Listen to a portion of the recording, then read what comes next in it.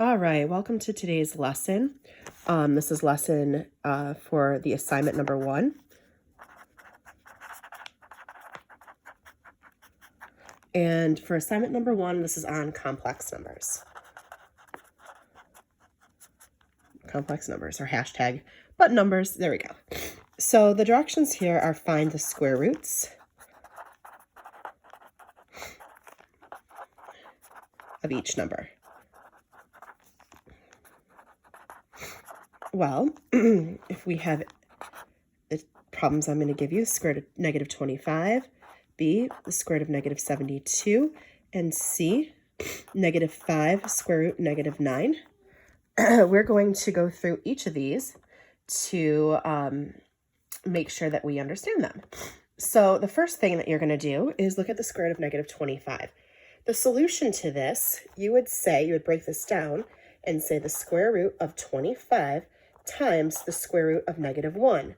The square root of 25 is 5 times the square root of negative 1 is your imaginary unit, I. So it's 5I. Excuse me for a moment. Sorry. So your answer is 5I. The square root of negative 72, well, 72 is not a perfect square like 25 was, but let's break it down like we just did anyways. 72 times the square root of negative 1. 72 is divisible by a perfect square. Now, our perfect squares that we know that we can divide them by is 1, 4, 9, 16, 25, 36, 49, 64, 81, and now 81 is too big because it's bigger than 72. So one of these numbers can go evenly into 72, or should go evenly. So I'm going to choose the biggest of them, which is 36. 72 can be broken down into square root of 36 times the square root of 2. And that's still times the square root of negative 1. Okay. Square root of 36 is 6. Square root of negative 2 is, square root of 2 is 2. And then the square root of negative 1 is I. It looks like this. It's a three problem multiplication. If we rewrite it, it's 6I root 2. Part C is going to be this negative 5. We're just going to keep this hanging out here for a few. And then we're going to break down the square root of negative 9. So the square root of negative 9 is the square root of 9 times the square root of 1 times this negative 5 that's hanging outside here. So it's negative 5 times 3 times I. Negative 5 times 3 is negative 15 I. Okay. Let's see here. If there was anything else that I really wanted you to do for that one, I think that was it. Example 2. You are going to have to find the values of x and y that satisfy the equation 2x minus 7i equals 10 plus yi. All right, so what you're going to do is you're going to set the real parts equal to each other and then the imaginary parts to each other. So here is the real part and here is the real part. This is the imaginary part and this is the imaginary part, and we're going to create two equations. So the first equation is 2x from our real equals 10. The second equation is negative 7i equals yi. So let's solve for x, because that's what they're asking us to solve for, x and y. To undo this multiplication, we're going to divide. X equals 5. And over here, to solve for y, I'm going to divide each side by I. So these cancel.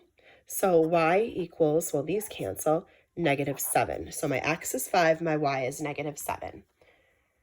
All right, let's look at some other examples. Example 3. When we're going to look at example 3, we're going to add and subtract real and imaginary numbers. So I'm going to do it on the side here. So directions are add or subtract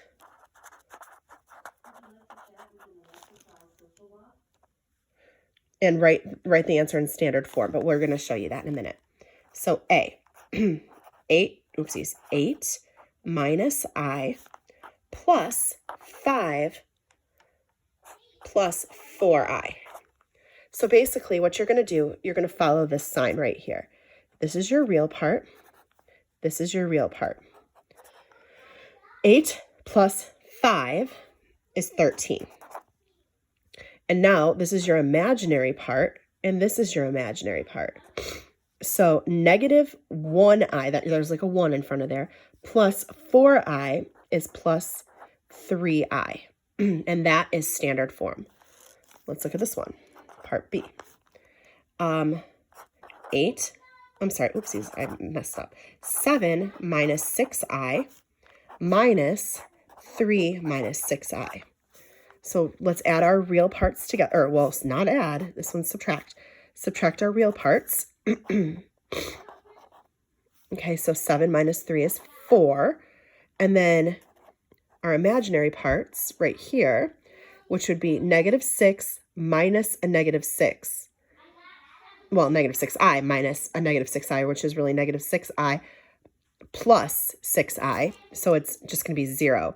So you can write plus 0I, which is the same thing as just 4. And lastly, for this example, we have 13 minus 2 plus 7I plus 5I. All right, this 13 gets carried down. This negative sign has to be distributed to each term. So it's really minus 2 minus 7I plus 5I. And then you're just going to, these two combined because there are real parts, and these two combined because they're imaginary. So 13 minus 2 is 11. And then negative 7 plus 5 is negative 2I. And that's your final answer. All right. Let's see if there's more that I want to do with you today.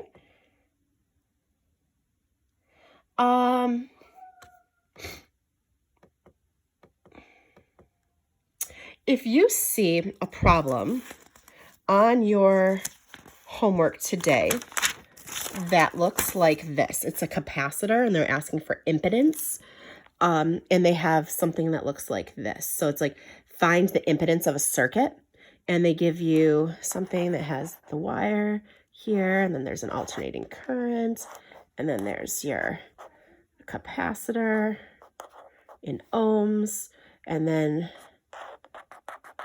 something that looks like this. All right. If you have a problem that looks like this, and they want you to find the impedance of the circuit, okay? Just so you know, this is called, right here, that's called an inductor. This part right here is the capacitor. And they're asking you to find the impedance. So the impedance of this circuit is very interesting. So, for example, I'm going to read this just to read a little thing to you. Here is an electrical circuit, and it has resistors, it has inductors, and it has capacitors, and they all oppose the flow of the current. They go against the flow of the current. This opposition is called resistance for resistors and reactance for inductors and capacitors. Each of these quantities is measured in ohms. The symbol used for ohms is the omega, which I wrote right here. It's a Greek letter. I'm going to show you a table in just a few minutes, but basically, it's going to show you, and actually I'll show it right here. It's going to show you resistance in R. It was called R. The inductor we say is L, and the capacitor we say is C. Impedance for resistor is R, impedance for inductor is Li. Look, it's the imaginary, and the capacitor is Ci. This table shows the relationship between a component's resistance or reactance and is the contribution to the impedance. A series circuit is also shown with the resistance or reactance of each component labeled. The impedance for a series circuit is the sum of the impedances for the individual components. Can you show this? Can I show you it? Please. It's gonna be really quick, okay?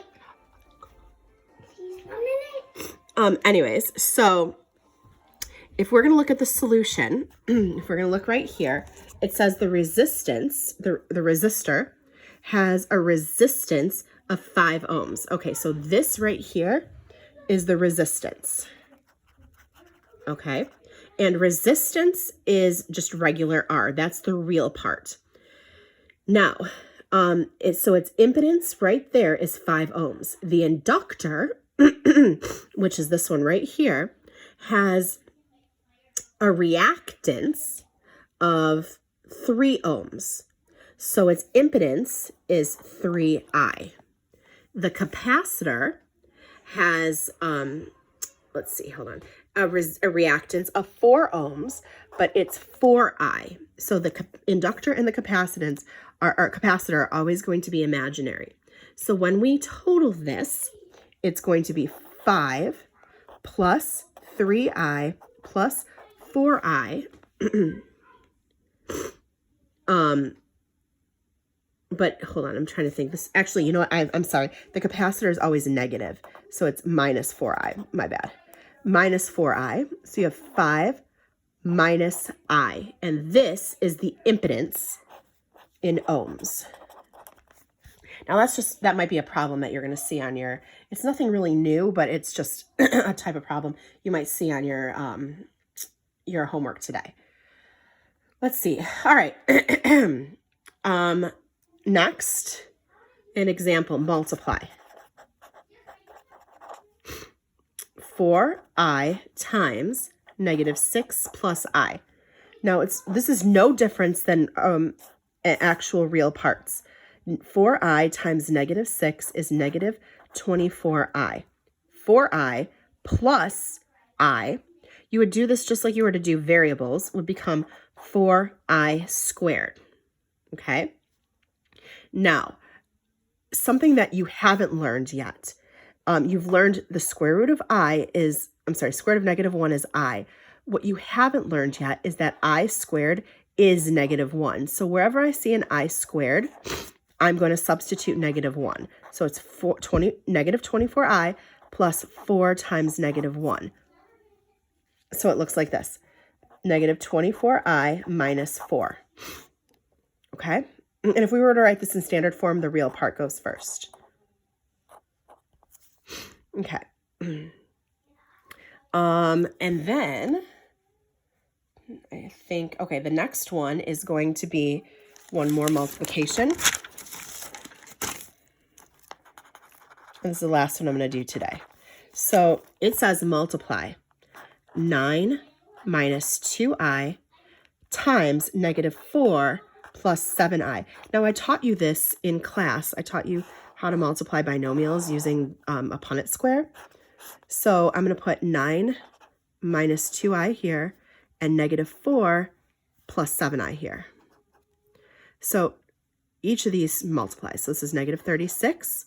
This is positive 8I because negative 4 and negative 2I. This one right here is 63I. 7 times negative 7I times negative 2I is negative 14I squared. Okay, so now at this point, we combine our like terms. So negative 36 is your real part. These two get combined, and it's 63 plus 8, which is 71I. And then there's minus 14I squared. Now, I just told you that I squared equals negative 1. So I'm going to change this to negative 1. So I'm going to say negative 36 plus 71I minus 14 times negative 1, which actually becomes plus 14. So when you add these together, that's 10, so 26, 22, negative 22 plus 71i. That's your final answer. All right, that is it for today. Have a great day. Talk to you later.